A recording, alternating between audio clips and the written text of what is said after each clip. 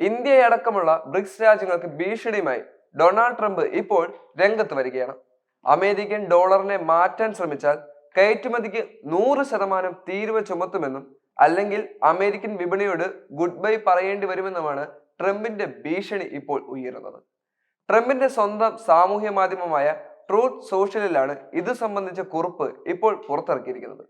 American ഡോളറിന്റെ പങ്ക് ആഗോള വ്യാപാരത്തിൽ ബ്രിക്സ് രാജ്യങ്ങൾ നിലനിർത്തണമെന്നും അല്ലെങ്കിൽ സാമ്പത്തിക പ്രത്യാഘാതങ്ങൾ നേരിടേണ്ടി വരുമെന്നും ട്രംപ് മുന്നറിയിപ്പ് നൽകുന്നു. India, China, Russia, UAE, Brazil, ദക്ഷിണാഫ്രിക്ക, ഈജിപ്ത്, എത്യോപ്യ, ഇന്തോനേഷ്യ, ഇറാൻ രാജ്യങ്ങളുടെ കൂട്ടായ്മയാണ് ബ്രിക്സ്. അതേസമയം അമേരിക്കൻ ഡോളറിനെ ആശ്രയിക്കുന്നത് കുറയ്ക്കുന്നതിനുള്ള വഴികൾ ബ്രിക്സ് സഖ്യം ചർച്ച ചെയ്യുന്നുണ്ട്. കഴിഞ്ഞ വർഷം നടന്ന ഉച്ചകോടിയിലും ഇതേക്കുറിച്ച് ചർച്ചകൾ ഉയർന്ന പശ്ചാത്തലത്തിലാണ് ഇപ്പോൾ ട്രംപിന്റെ ഭീഷണി നിലനിൽക്കുന്നത്. എന്നാൽ അമേരിക്കയുമായുള്ള പങ്കാളിത്തത്തിൽ ഇന്ത്യ ഇപ്പോൾ മുന്നിട്ട് നിൽക്കുമ്പോൾ മോദിയുമായുള്ള ബന്ധത്തെ അത് എത്രത്തോളം ബാധിക്കുമെന്നുള്ളത് ഇപ്പോൾ ചർച്ചാ വിഷയമാകുകയാണ്. എന്താണെങ്കിലും അമേരിക്കയുമായുള്ള ബന്ധം ഇന്ത്യ ഇപ്പോഴും വളരെ സൗഹൃദപരമായ രീതിയിലാണ് കൊണ്ടുപോകുന്നത്.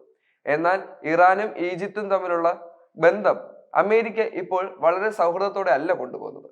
എന്താണെങ്കിലും അമേരിക്കയിലെ പുതിയ പ്രസിഡന്റായ ഡൊണാൾഡ് ട്രംപിന്റെ തീരുമാനങ്ങൾ നമ്മുടെ രാജ്യത്തടക്കം എന്തൊക്കെ മാറ്റങ്ങൾ കൊണ്ടുവരും എന്നുള്ളതിൽ ഇപ്പോഴും ഒരു സംശയം നിലനിൽക്കുന്നു.